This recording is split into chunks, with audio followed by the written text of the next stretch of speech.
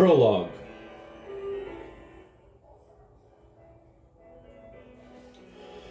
Our story begins just after midnight not so long ago. The Dick Cavett Show is in full swing. Seated on Cavett's left is John Simon, the New York critic. On Cavett's right, in order of distance from him, are Little Richard, rock and roll singer and weirdo, Rita Moreno, actress, and Eric Siegel, Yale professor of classics and author of Love Story. Miss Moreno and Mr. Siegel adored Love Story. Mr. Simon did not. Little Richard has not read it. Cavett is finishing a commercial. Mr. Simon is mentally rehearsing his opening thrust against Mr. Siegel, who is very nervous. Miss Moreno seems to be falling asleep. Little Richard is looking for an opening. Mr. Simon has attacked Mr. Siegel. Mr. Siegel attempts a reply, but he is too nervous to be coherent.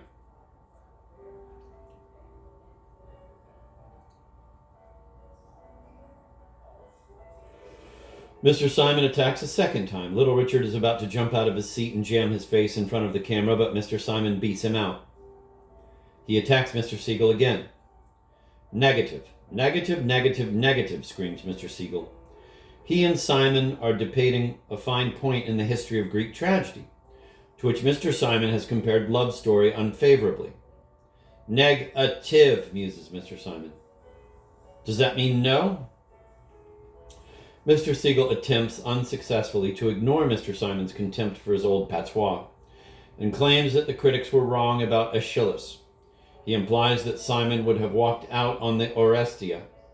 Backed by the audience, which sounds like a Philadelphia baseball crowd that has somehow mistaken Mr. Simon for Richie Allen, Siegel presses his advantage. Little Richard sits back in his chair, momentarily intimidated. Millions of people were deeply moved by my book, cries Siegel, forgetting to sit up straight and slumping in his chair until his body is near parallel with the floor. And if all those people liked it, Siegel's voice has now achieved a curious tremolo, it must be doing something right. The effort has exhausted Siegel, and as he takes a deep breath, Little Richard begins to rise from his seat. Again, Simon is too fast for him. Simon attempts to make Siegel understand that he is amazed that anyone, especially Siegel, takes this trash to be anything more than, well, trash. I have read it and reread it many times, counters Siegel with great honesty. I am always moved. Mr. Siegel, says Simon, having confused the bull with his cape and now moving in for the kill. You have the choice of acting the knave or the fool. You have chosen the latter. Siegel is stunned. Cavett is stunned. He calls for a commercial. Little Richard considers the situation. The battle resumes. Siegel has now slumped even lower in his chair, if that is possible, and seems to be arguing with the ceiling. You're only a critic, he says as if to Simon. What have you ever written? What do you know about art? Never in the history of art. Why never in the history? The time has come. Little Richard makes his move. Leaping from his seat, he takes the floor, arms waving, hair coming undone, eyes wild, mouth working. He advances on Siegel, Cavett, and Simon, who cringe as one man. The camera cuts to a close-up of Siegel, who looks miserable, then to Simon, who is attempting to compose the sort of bemused expression he would have if, say, someone were to defecate on the floor. Little Richard is audible off camera, and then his face quickly fills the screen. Why, yes, in the whole history of art. That's right. Shut up, shut up. What do you know, Mr. Critic? Why, when the Creedence Clearwater put out with their traveling band, everybody say, "We-o." But I know it because they only doing Long Tall Sally, just like the Beatles and the Stones and Tom Jones and Elvis. I am all of it. Little Richard himself, very truly the greatest, the handsomest. And now to you, to Siegel, who now appears to be on the floor. And to you, to Simon, who looks to Cavett as if to say, really, old man, this has been fun, but this, fellow, is becoming a bit much. Perhaps a commercial is in order. I have written a book myself. I am a writer. I have written a book, and it's called He Got What He Wanted, But He Lost What He Had. That's it. Shut up, shut up, shut up. He got what he wanted, but he lost what he had. The story of my life. Can you dig it? That's my boy, Little Richard. Sure is. Oh, my soul. Little Richard flies back to his chair and slams down into it. Wheel! Oh, my soul! Oh, my soul! Little Richard sits with the arbiters of taste, oblivious to their bitter stares, savoring his moment. He is Little Richard. Who are they? Who will remember Eric Siegel, John Simon, Dick Cavett? Who will care? Ah, but Little Richard himself? There is a man who matters. He knows how to rock. A phrase that Little Richard snatched off Eric Siegel stays in my mind. Quote, never in the whole history of art, end of quote. And that was it. Little Richard was the only artist on the set that night, the only one who disrupted an era, the only one with a claim to immortality, the one who broke rules, created a form, the one who gave shape to a vitality that wailed silently in each of us until he found a voice for it. He is the rock, the jive bomber, the savant. Tutti Frutti was his first hit, breaking off the radio in 1955 to shuffle the bland expectations of white youth. 15 years later, the weirdo on the Cavett Show reached back for whatever he had left and busted up an argument about the meaning of art with a spirit that recalled the absurd promise of his glory days. Quote, I have written a book myself, and it's called, end of quote. Listening now to Little Richard, to Elvis, to Jerry Lee Lewis, the Monotones, the Drifters, Chuck Berry, and dozens of others, I feel a sense of awe at how fine their music was. I can only marvel at their arrogance, their humor, their delight. They were so sure of themselves. They sang as if they knew they were destined not only to survive a few weeks on the charts, but to make history, to displace the dreary events of the 50s in the memories of those who heard their records, and to anchor a music that 20 years later would be struggling to keep the promises they made.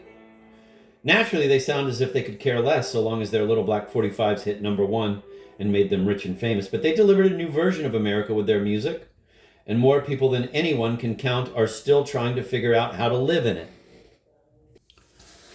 Well then, this is a book about rock and roll, some of it, and America. It is not a history or a purely musical analysis or a set of personality profiles. It is an attempt to broaden the context in which the music is heard, to deal with rock and roll not as youth culture or counterculture, but simply as American culture. The performers that I have written about appeal to me partly because they are more ambitious and because they take more risks than most. They risk artistic disaster, in rock terms, pretentiousness, or the alienation of an audience that can be soothed far more easily than it can be provoked.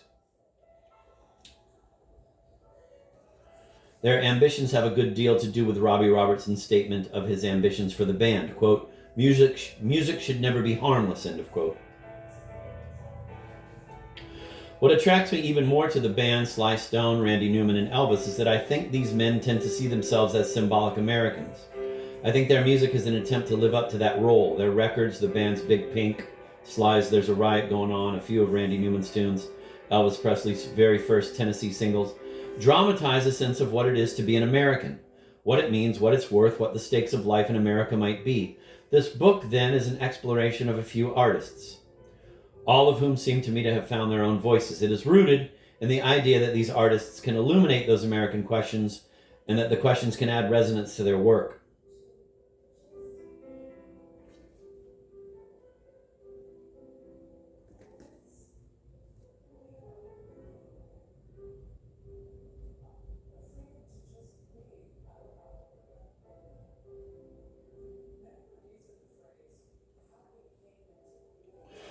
The two men whose tales begin the book, white country hokum singer Harmonica Frank and black Mississippi blues singer Robert Johnson, came and went before the words rock and roll had any cultural meaning at all. Both men represent traditions crucial to rock and roll, and both are unique.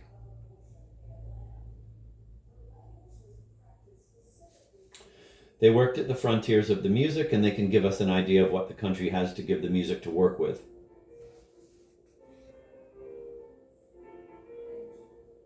I'm going to reread that paragraph. The two men whose tales begin the book, white country hokum singer Harmonica Frank and black Mississippi blues singer Robert Johnson, came and went before the words rock and roll had any cultural meaning at all. Both men represent traditions crucial to rock and roll, and both are unique. They worked at the frontiers of the music, and they can give us an idea of what the country has to give the music to work with. A sense of how far the music can go. Harmonica Frank sang with a simple joy and a fool's pride. He caught a spirit the earliest rock and roll mastered effortlessly. a mood the music is always losing and trying to win back. Robert Johnson was very different. He was a brooding man who did his work on the darker side of American life. His songs deal with terrors and fears that few American artists have ever expressed so directly. In this book, Frank and Johnson figure as metaphors more than musical influences. Their chapters are meant to form a backdrop against which the later chapters can take shape. A framework for the images the other artists have made. The band, Sly Stone, Randy Newman, and Elvis Presley share unique musical and public personalities, enough ambition to make even their failures interesting, and a lack of critical commentary extensive or committed enough to do their work justice. In their music and in their careers, they share a range and a depth that seem to crystallize naturally in visions and versions of America. Its possibilities, limits, openings, traps. Their stories are hardly the whole story, but they can tell us how much the story matters. That is what this book is about. Quote, "To be an American, unlike being English or French or whatever, is precisely to imagine a destiny rather than to inherit one. Since we have always been, insofar as we are Americans at all, inhabitants of myth rather than history." End of quote. And that's from Leslie Fiedler. Quote, "Cross the border, close the gap." End of quote.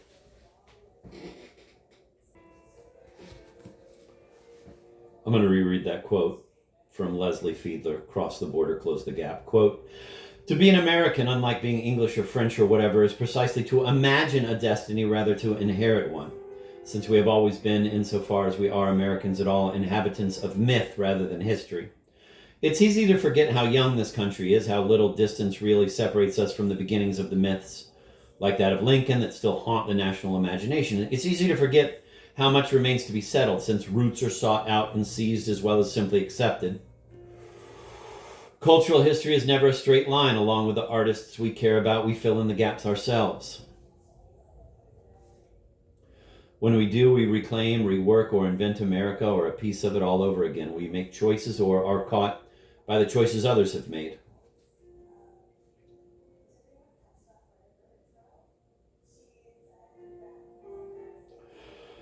We make choices or are caught by the choices others have made about what is worth keeping and what isn't, trying to create a world where we feel alive, risky, ambitious, and free, or merely safe, dispensing with the rest of the American reality if we can. We make the oldest stories new when we succeed, and we are trapped by the old stories when we fail.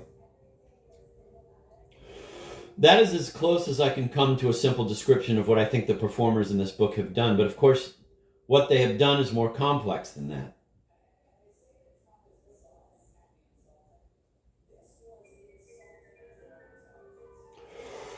In the work of each performer, there is an attempt to create oneself, to make a new man out of what is inherited and what is imagined. Each individual attempt implies an ideal community, never easy to define, where the new man would be at home, where his work could communicate easily and deeply, where the members of that ideal community would speak as clearly to the artist as he does to them.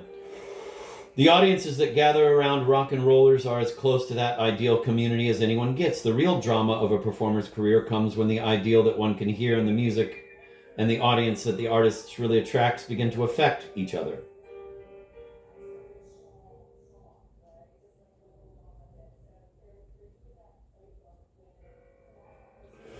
No artist can predict, let alone control, what an audience will make of his images. Yet no rock and roller can exist without a relationship with an audience, whether it is the imaginary audience one begins with or the all too real confusion of the audience one wins. The best popular artists create immediate links between people who might have nothing in common but a response to their work. But the best popular artists never stop trying to understand the impact of their work on their audiences. That means their ideal images must change as their understanding grows.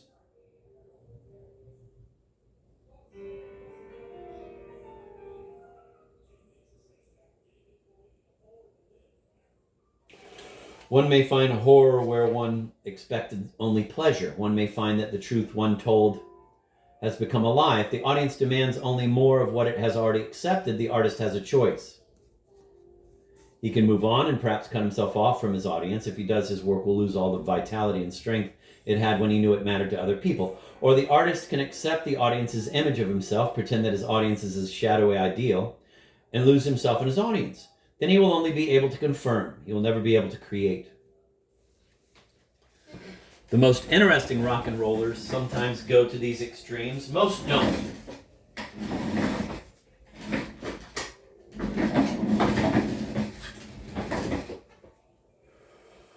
Because these are contradictions they struggle with more than resolve. The tension between community and self-reliance, between distance from one's audience and affection for it,